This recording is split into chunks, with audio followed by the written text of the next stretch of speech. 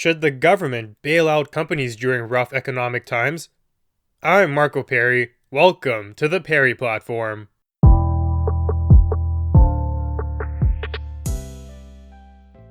When times get tough, companies walk up to the government with their iron cup in their hands and they ask for spare change. They're trying to find ways to make sure they don't go under. In today's current environment, airlines are the companies that are doing this the most. They're having tremendous side effects from the coronavirus panic. People are canceling their vacations, either through their own personal choice or through government mandate, and they're struggling right now. They're going to the government and in some places asking for upwards of $50 billion to make sure that they don't go bankrupt. People have mixed opinions about this, and depending on how partial you are to the industry, the more strongly you may feel. For example, if you are a pilot or you rely on the airline industry to provide a livelihood for your family, you might be calling for that government subsidy. Or if you don't care, if you view it as a waste of your tax dollars, you may be heavily against it. Today, though, I want to see both sides of the argument. I want to ask the question, is this the government's responsibility? Should they put up billions of dollars to support these companies? Let's break it down by the benefits and negatives and then compare them. So, from the airline's perspective, they're going to present to the government a case of jobs. That's the first thing they're going to bring up when it comes to the benefits of helping them out.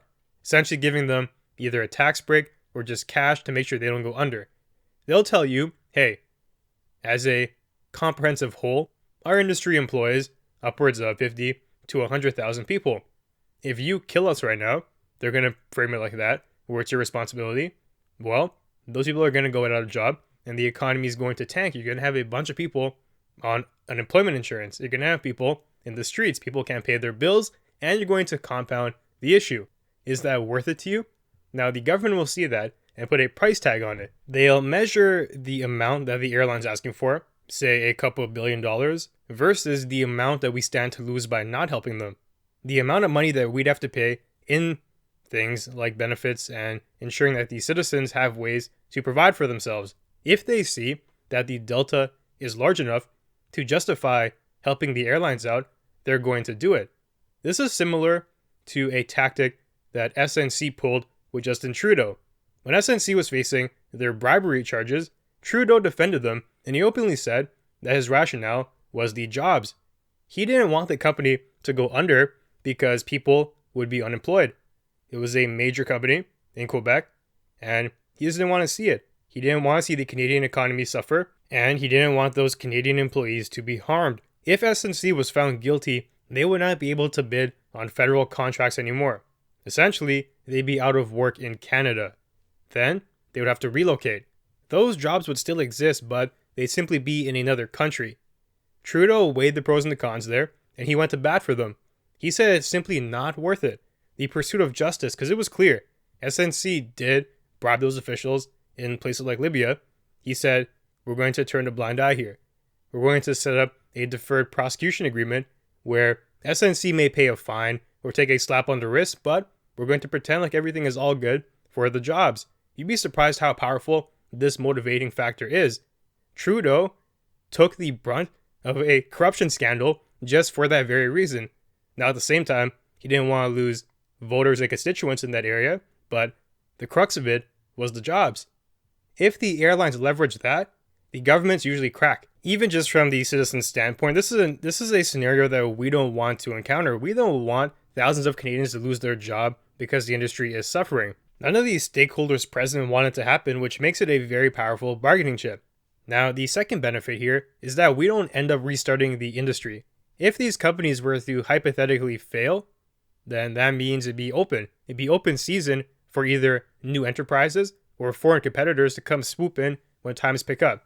And that's the reality here. We do know that times will pick up. People will travel again once the coronavirus is ended. We just don't know when. It could be 6 months, 1 month, 1 year, 2 years, but the glory days will come back. The airlines want to survive until that point because they're telling you if they die, it could be detrimental. Services could be dialed back. Competitors who could come in who we don't like. Maybe we lose all of our Canadian companies and we end up just funneling money out to international enterprises via these new competitors who enter. And at the same time, it's possible too that we lose some of our advancement. These companies have been long established, they know the market, and if you get rid of them and new players come in who don't know you that well, they may have a hard time adapting to the culture. From the comfortability of travel standpoint, it doesn't make sense to keep them around if we decide that we like them. For the most part, I don't think there's many complaints about them right now. Then, at the same time, you have to look around the globe. If we realize that in America, for example, airline companies are going to receive a comprehensive compensation package while Canadian ones won't, that puts our own industry, our own economy at a major disadvantage. Do we want that? Do we want to hinder our own players from some sense of justice and what's right? If we don't feel like they deserve our tax dollars, you have to see the implications of that. Would our enterprise suffer at the hands of other companies getting a foot up? It would not be a fair race then. If all of the Canadian airlines go bankrupt as a result of that, and the American ones are able to survive, you already know what's going to happen. They're going to come over across the border and take over. It's only going to be American Airlines now, and it's effectively the death of Canadian airliners. Is that something we want to see? Of course, these scenarios aren't certainties, but they're going to be presented to the government as if they are.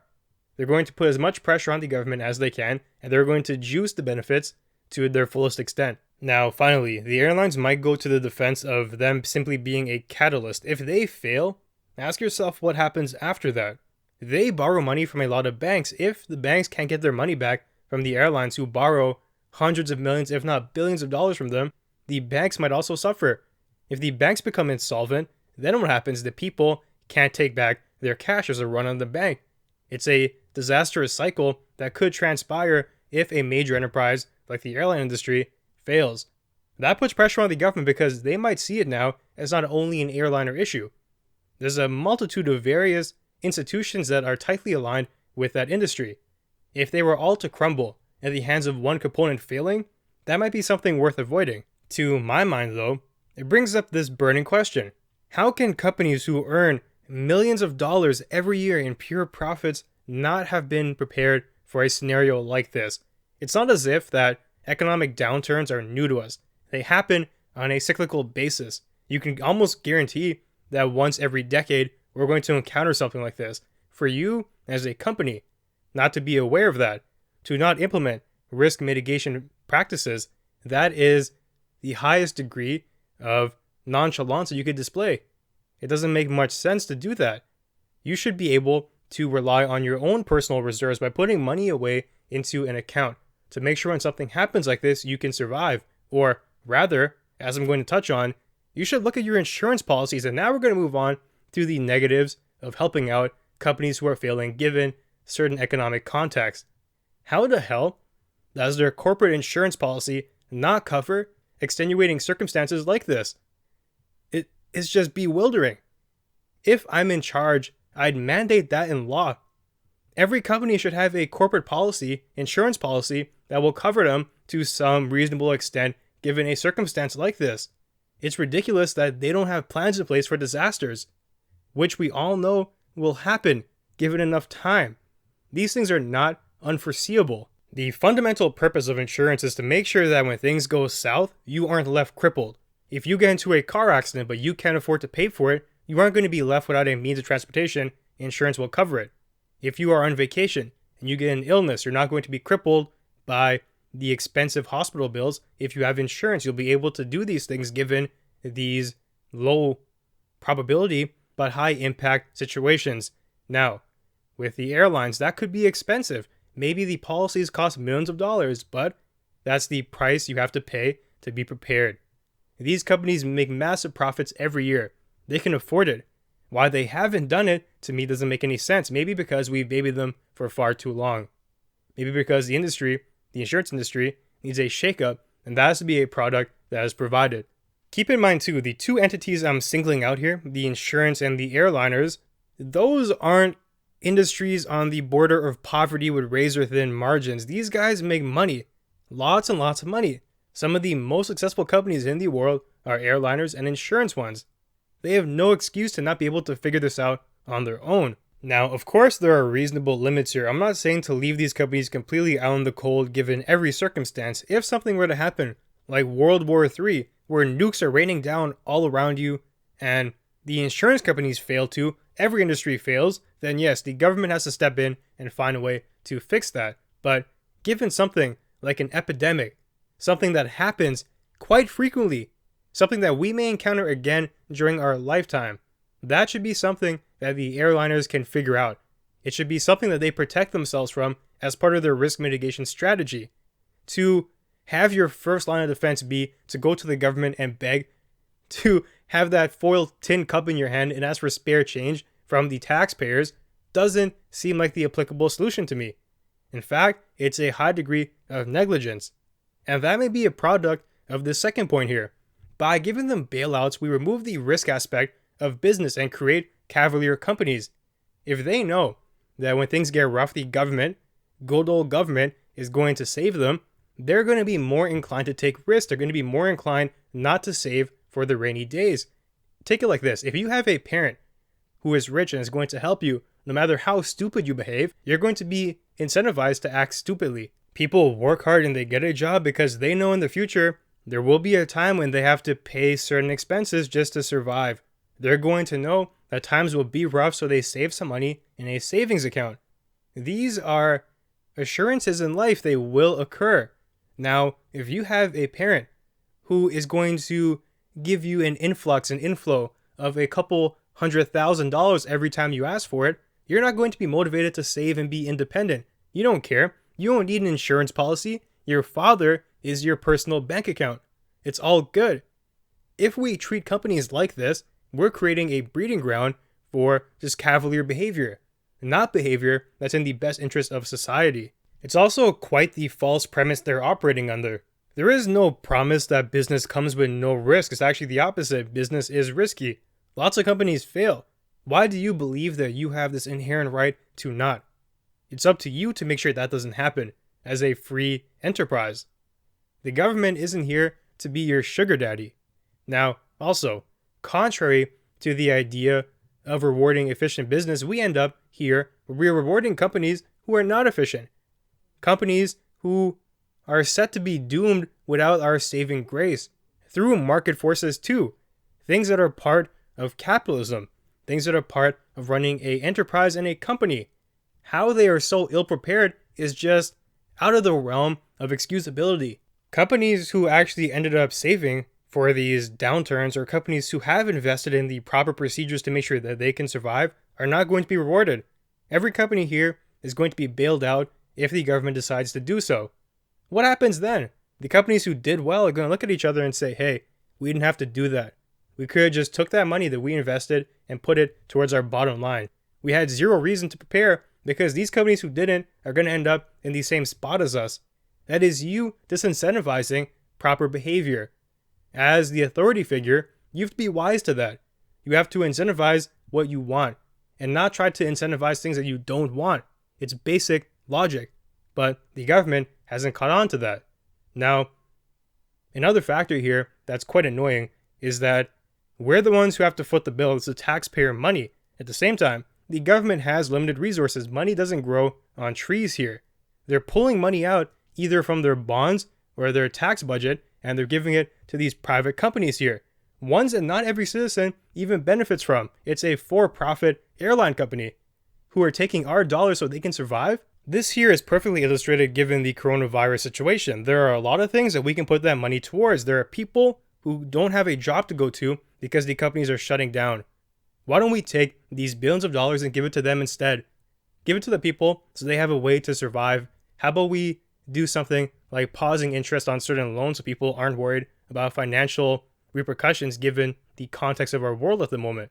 There are so many ways that we can better use the money, and it's ironic that we're actually considering this as one of our highest priorities. If you consider money to be finite and the government to have a budget of, say, let's just say 100 to keep it simple, 10 has to go here, 20 has to go there, 30 has to go there, 40 has to go here. It's not as if we cut a piece of that and give it to the airlines, we're going to receive these same benefits because it's coming from another bucket.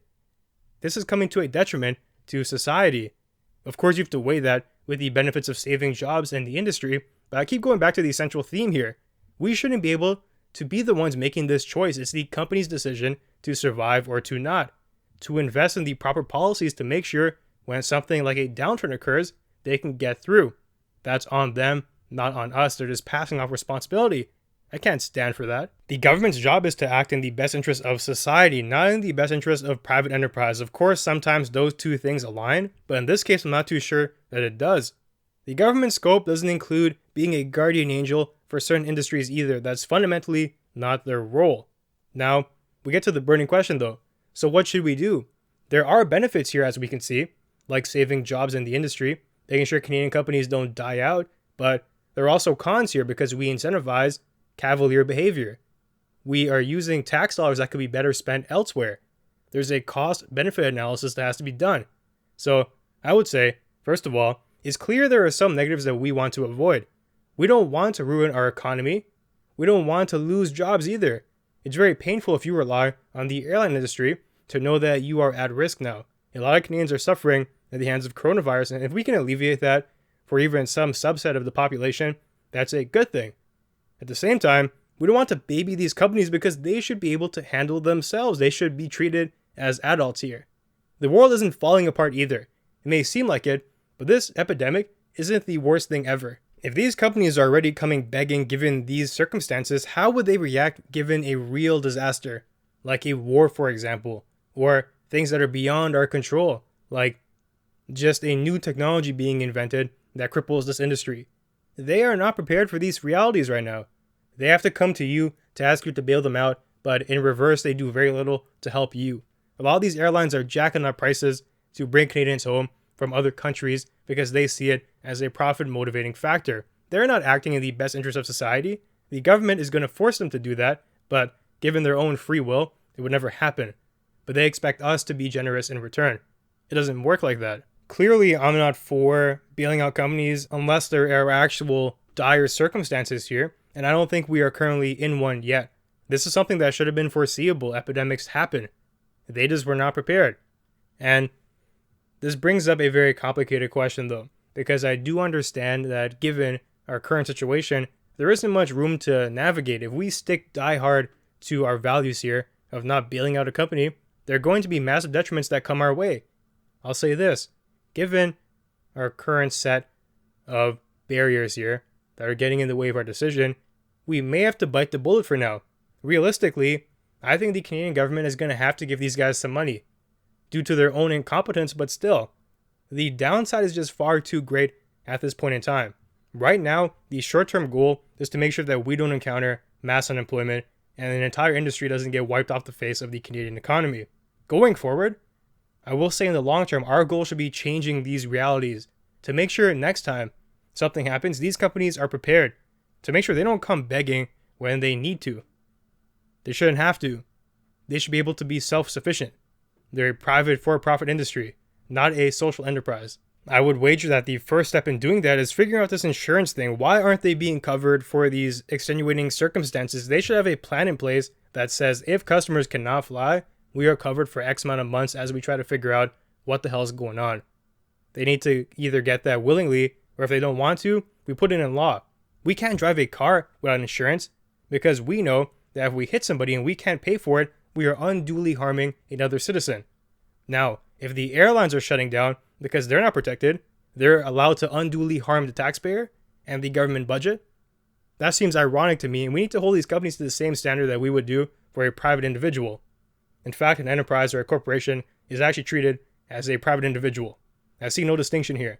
They have to be mandated to have the proper protections in place so when something bad happens, they can handle it. That's the government doing their part to make sure people are being taken care of, to make sure the companies have a valid mechanism to support themselves. That's going to be the insurance industry because that's what it should do. That's what it stands for, to cover you given unfortunate events. Now, after that, if companies still come begging, you have to assess the situation. But now because you have the insurance, you can actually make a choice. Right now, we are binded. If the government does not help these companies, they will likely fail. But now that you have another protection, and we've expressed to you the importance of risk mitigation, if the situation isn't a world-shattering one, if it's one that we know we're going to recover from in a matter of time, we don't know the time frame per se, but the coronavirus will not last forever, well, then we can say, you messed up. You should have taken it more seriously. And if we do that, it's a signal to other companies that, whoa, the government means business now. We cannot afford to be at their doorstep begging for money because they might say no. That's going to bring back an incentive to take care of yourself. The companies who before were actually being responsible are going to be responsible again because there is a reward to doing so. You won't go bankrupt. If you act cavalier, there is a detriment. You will go bankrupt. These are the rules that we need to be playing by. The game right now is set up in a contradictory way, in a way that burdens the taxpayer and gives all the benefit to the corporations. That has to change. So, now that brings me to the end of our conversation for today. If you enjoyed the content, be sure to leave a review and share. That'll help us grow. And you can also find me on Twitter and Instagram at PerryPlatform. Thanks for joining me, and I'll see you soon.